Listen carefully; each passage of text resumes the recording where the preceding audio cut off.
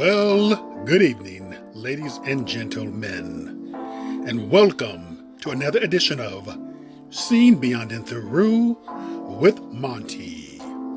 Right before you is Miss Naomi Osaka, the superstar Japanese and Haitian tennis player who recently won her second U.S. Open this past weekend. Now, Miss Osaka is a three-time Grand Slam champion.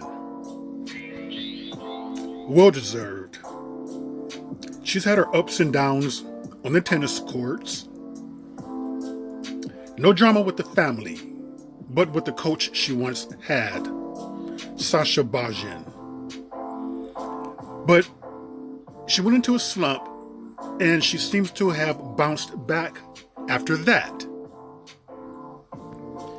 It should be a glorious time for Miss Osaka. Returning back to tennis after the layoff due to the ongoing pandemic, but she is getting some flack for not what she has done, but what the beloved has done, what her boyfriend has done. Her boyfriend, rapper Corday.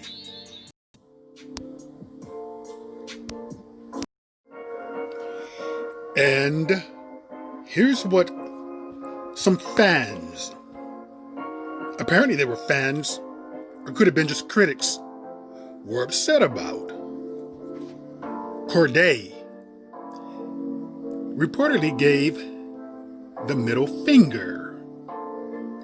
Now, I seen the picture. I didn't really notice it at first. I thought he was just pointing this way. Well, that shows how old I am. But it just the middle finger is out, but it's not up, but it's to the side. And I don't really know what that means, to be honest with you. And here goes some more people who are sounding off as Naomi poses with her posse after her win, her celebrating. Why does Naomi Campbell's boyfriend raise his middle finger? Naomi Osaka wins the U.S. Open and her boyfriend makes it all about him. Show some class. But not everyone saw the seriousness side to it. As one supporter said, Naomi Osaka and her boyfriend pissing off all the old racist tennis fans is the only thing fueling me at the moment. Okay, Trent goes on to say the US Open has always been a prestigious event, and for them to endorse this behavior publicly is a shame. I'm an advocate for freedom of speech, but flipping the bird when your girlfriend, not yourself, wins the tournament is dampening the gravity of a significant achievement. Derek goes on to say, Naomi Osaka's boyfriend is wearing a Defund the Police t-shirt alongside her on the court as she poses with the US Open Championship trophy. Both of them are not holding back. Okay, Larry Elder says, at the US Open and while surrounded by security and law enforcement, Naomi Osaka's rapper boyfriend, Corday, sports a t-shirt that read, Defund the Police. How about starting with the US Open? Huh?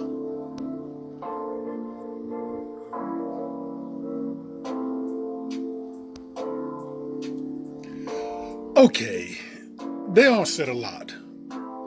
And they have to understand. He's 23 years old. She's 22. This is the age and the time in which we are living in that you make a statement. And to be honest with you people, I'm glad she did that. I'm glad he's wearing the shirt. The flipping of the finger, I have no, it's either here nor there with that because I don't really understood what the meaning of it. Keep in mind it could have been a meaning. Now, they're making a point to bring discussions about racism, police brutality, social injustice. Sports has always been about that. And these people are going to take their time to complain about what a 22 and a 23-year-old are doing on the court.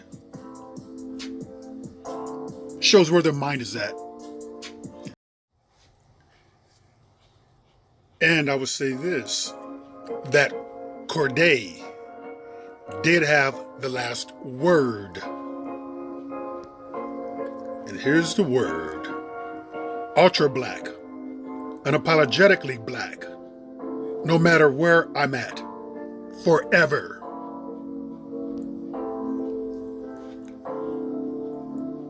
This is their reality.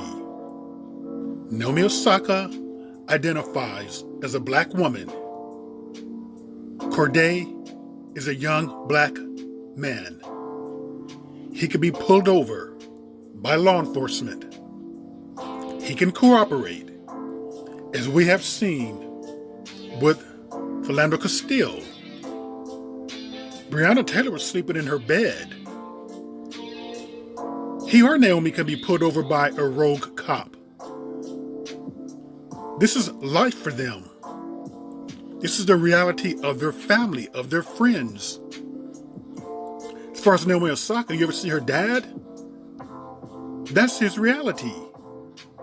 And let me tell you something, people, what this is really about. We know that people love for their superstar black women to get with others who are not white. They love that. Even though society does disrespect the black woman, they love it if she's a famous actress, anyone immensely talented, to be with someone other than black, than a black male. And a lot of people truly do not like this. They would really prefer for Miss Osaka to be with a white man. This really bothers a lot of people. She's unapologetic in what she likes, who she is, who she identifies as. And that rubs many people the wrong way. And let's face it, people, many are truly bothered by this. Bothered by that. Bothered by that. Bothered by that. Bothered by that. And that.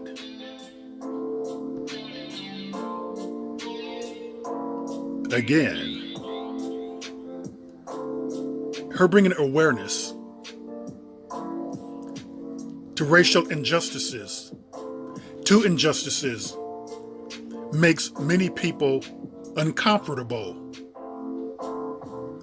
And what they want to do is try to point out the least little thing, like a 23-year-old flipping a finger, when there's been other grown men on the tennis court who has done more worse than that, who has cursed John McEnroe, Jimmy Connors, repeatedly throughout their careers. For you to be bothered with this. And as I mentioned about sports has always been about protesting racial injustices. It has always been about using a platform, if you choose to bring up a cause, to bring awareness to that issue. I have no problem with her doing that. But apparently, many people do. But you cannot be silent so others can be comfortable.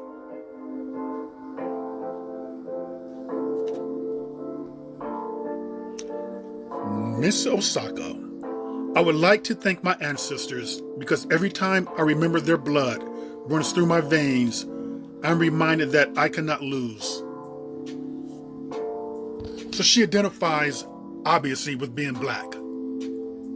And people may say, well, isn't she denying her Japanese side? No, she's not. Because I have heard many biracial people whose parent, the non-black parent, who tell their child who is mixed with black or white that you are black. Halle Berry's mother done that. Told Halle Berry, look in the mirror. What do you see when you see me? And what do you see when you see you? So a lot of times, this is the non-white parent who is encouraging their child that society and the world will see you as black. And to be honest with you, I think that creates less of a problem, less of an identity issue. I'm sure that she's not denying the fact that she has a Japanese mother. Of course not.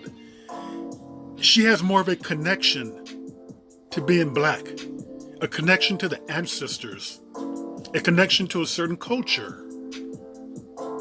She's just more connected to it.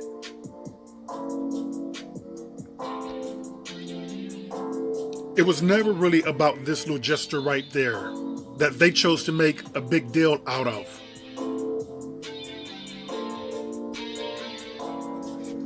It was about her being very proud and unapologetically standing in her own truth and being who she is and not wavering on that. That's a strength. That bothers people. Confidence is a superpower. That bothers people. Many do not have that. She's chosen to love and be with the man whose society, the dominant society, tells you is a criminal, is the worst of the worst. But she made a choice to be with him. Yes, and her choice to be with him bothers many people. They like to see the little sports stars as proper and pristine with others. But no, Naomi has shown her strength on and off the tennis court. Strength that cannot be twisted, manipulated, or backed into a corner. I would like to thank my ancestors because every time I remember their blood runs through my veins, I am reminded that I cannot lose. So here's Miss Naomi Osaka, standing true, being true to herself as to who she is as a black woman, and as a black woman, standing in all of her glory. Well, that was another edition of Seen Beyond and Through with Monty, and I will see you next time, Beyond and Through.